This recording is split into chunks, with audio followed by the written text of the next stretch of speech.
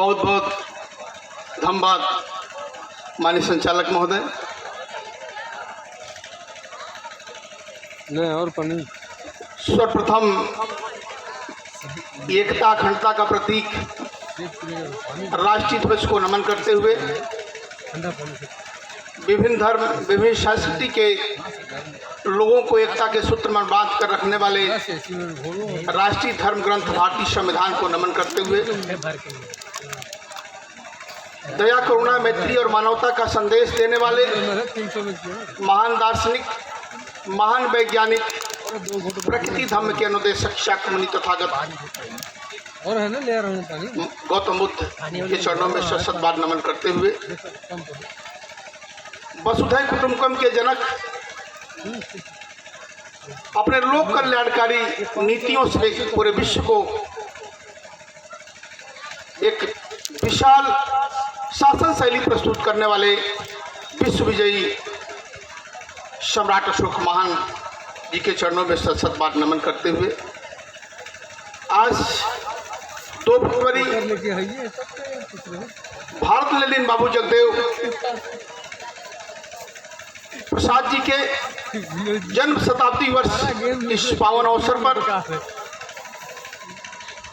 उनके चरणों पर शत बार नमन करते हुए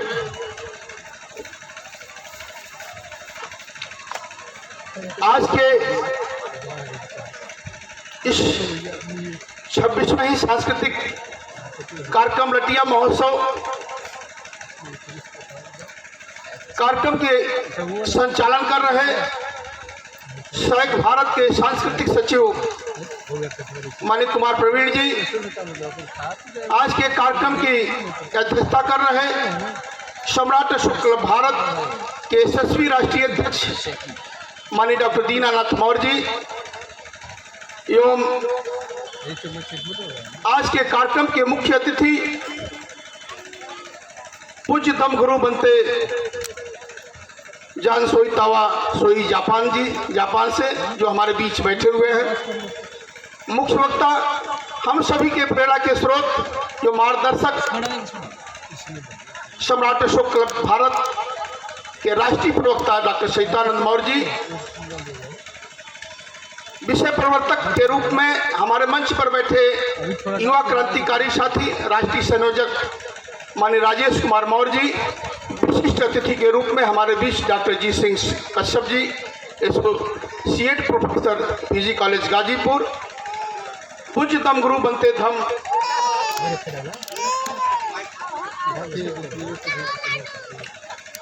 पूज्य धम्म गुरु भंते धम्म शरण जी, विशिष्ट अतिथि के रूप में हमारे मंच पर उपस्थित बिहार प्रदेश महासचिव माननीय महात्म जी, उत्तर प्रदेश महासचिव माननीय हरिचंद्र मौर्य जी, संयुक्त भारत के सभी सम्मानित पदाधिकारीगण एवं बिहार प्रदेश के सम्मानित प्रदेश अध्यक्ष और पूरे टीम, उत्तर प्रदेश के सम्मानित प्रदेश अध्यक्ष डॉक्टर रविंद्र मौर्य जिसके नेतृत्व में आज उत्तर प्रदेश टीम सम्राट अशोक के क्लब के विचारधारा को आम जनमानस तक पहुंचाने में अनवरत लगा हुआ है। पूरी टीम को स्वागत अभिनंदन आभार एवं छत्तीसगढ़ के सम्मानित प्रदेश अध्यक्ष माननीय जीवनदीप जी एवं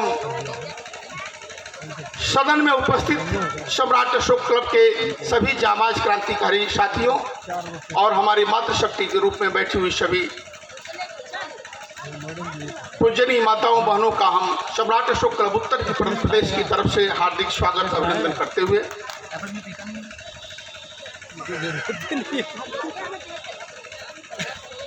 आज के इस कार्यक्रम का जो मुख्य जबकि संचालक महोदय ने बताया कि आज के कार्यक्रम का मुख्य उद्देश्य भारत लेनिन बाबू जगदेव प्रसाद जी के जन्म शताब्दी और सम्राट अशोक मान के शासन नीति और वर्तमान भारत में और सम्राट अशोक महान के शासन नीति में क्या अंतर है आप सभी लोग भली भांति जानते हैं।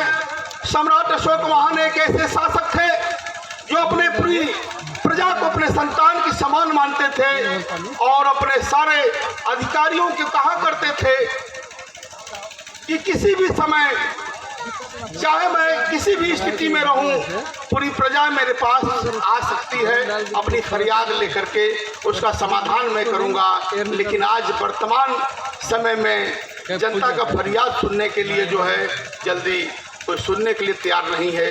ये अंतर है आज और कल में।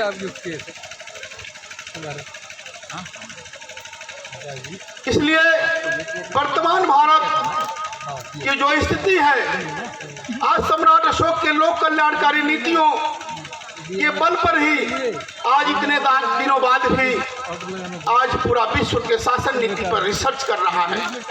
तो निश्चित रूप से वो शासन नीति बहुत ही महान रहा होगा, बहुत ही कल्याणकारी रहा होगा। उस समय कहते थे स्वर्णिम युग हुआ करता था, घरों में ताले नहीं लगते थे। लेकिन आज तो पेशाब करने के लिए जाने के लिए भी लोग ताला लगा के जाते हैं कि कोई चोरी न हो जाए। ये मानसिकता कहाँ से पैदा हो गई? तो सबसे बड़ी चीज है कि आदमी धम्म के पथ से भटक गया।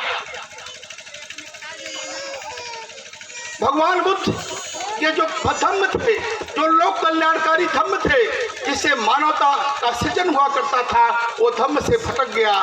आज इसीलिए जो है वो पंचशील थे। भटकने के कारण ही लोगों के अंदर में दया, करुणा, मैत्री और मानवता का भाव विलुप्त हो गया, स्वार्थ की भावना निहित हो गया।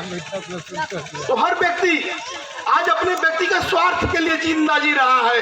पहले मानवता के लिए जिंदा रहते थे, धम्म के लिए लोग जीते थे, एक दूसरे की मदद के लिए जीते थे। लेकिन आज स्वार्थ के लिए जीना शुरू किए।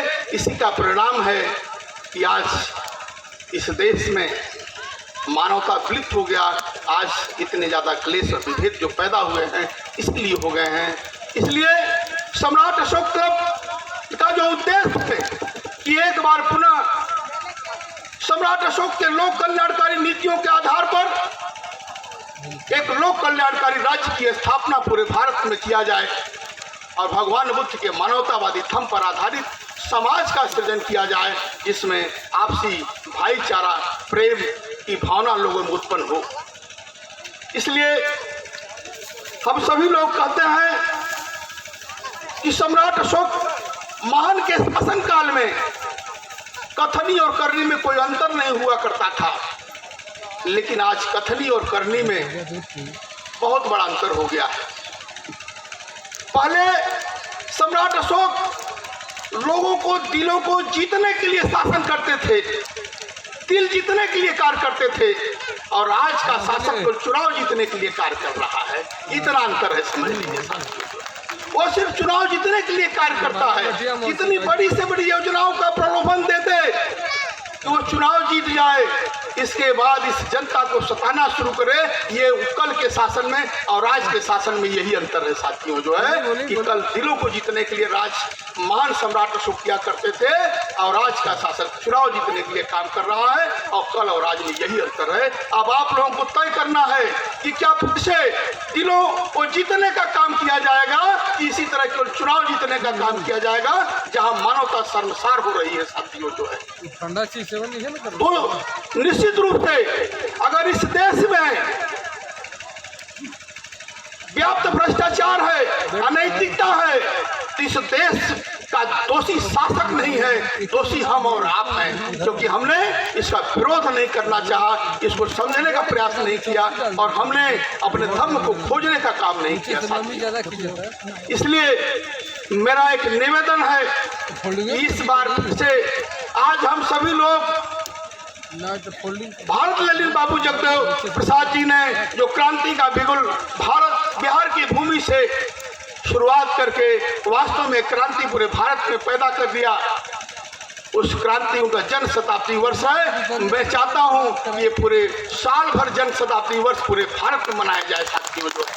एक सम्राट अशोक क्लब एक उद्देश्य लेकर के 365 दिन का समय है, 365 दिन में आज का निकालते हैं और अगले लटिया महोत्सव का निकालते हैं तो 363 दिन हमारे पास है। और पूरे भारत में जगदेव बाबू के संदेश को जन्म शताब्दी वर्ष के नाम पर हम लोग पूरे भारत देश में इस संदेश को फैलाने का काम करें साथियों। इस सभी लोगों को, हम सभी लोगों को आज एक संकल्प लेके चलना पड़ेगा साथियों। जो है साथियों, सम्राट अशोक शासनकाल में चमन को सजाने का काम किया जाता था साथियों, आज चमन को उजाड़ने का काम किया जा रहा है। लोगों में एक भ्रामक प्रचार करके इस भारत देश के मानवता को तार तार करने का कार्य किया जा रहा है। तो मैं सिर्फ इतना करना चाहूंगा साथियों कि चमन लुट रहा चंद भौरा चमन को, कि चमन लुट रहा चंद भौरा चमन को, हकीकत माली को बताना है बाकी, देशभक्ति के चादर में जालिम छुपा है, रुख से पर्दा हटाना है बाकी, रुख से पर्दा हटाना है बाकी। साथियों, तो ये सम्राट अशोक का शासन नीति था जो राष्ट्र के प्रति समर्पित पूरा देश हुआ करता था। लेकिन आज वो लोक कल्याणकारी शासन नीति और धर्म पर आधारित समाज विखंडित हो गया है। आज हम सभी का दायित्व है कि हम लोग उसको फिर से स्थापित करने का काम करें। हमारे बीच जापान से जो भंते जी आए हुए हैं, वो हमने 3 साल पहले कहा करते थे कि राजा अशोक ने जो संदेश हमारे देश में प्रसारित किया, आज उसका ब्याज चुकाने के लिए मैं आया हूँ। मूलधन तो अभी बाकी है साथियों। जो है तो मैं बहुत बहुत धन्यवाद देता हूँ अपने मुख्य अतिथि महोदय जी का कि ब्याज आप चुकाते रहिए, मूलधन हम लोग जापान से ले लेंगे साथियों। जो है तो साथियों, बाबू जगदेव प्रसाद जी के इस आंदोलन का पूरे भारत में समर्थन करते हुए बाबू जगदेव प्रसाद जी कहा करते थे कि कसम है जवानी की जागो जवानों, कि कसम है जवानी की जागो जवानों, जरा गर्भ से उठाना तो सीखो, जो तीर जालिम ने तुम पर चलाया वही तीर तुम भी चलाना तो सीखो, नहीं चुप रहो तुम इस प्रजातंत्र में, शतरंज की मोहर बिछाना तो सीखो, अगर जिस्म में है खून बुद्धा का तो मानवता की दीपक जलाना तो सीखो, मानवता का दीपक जलाना तो सीखो। बहुत बहुत धन्यवाद। जय भारत, अखंड भारत, श्रेष्ठ भारत, नैतिक भारत। जय भारत। बहुत बहुत धन्यवाद।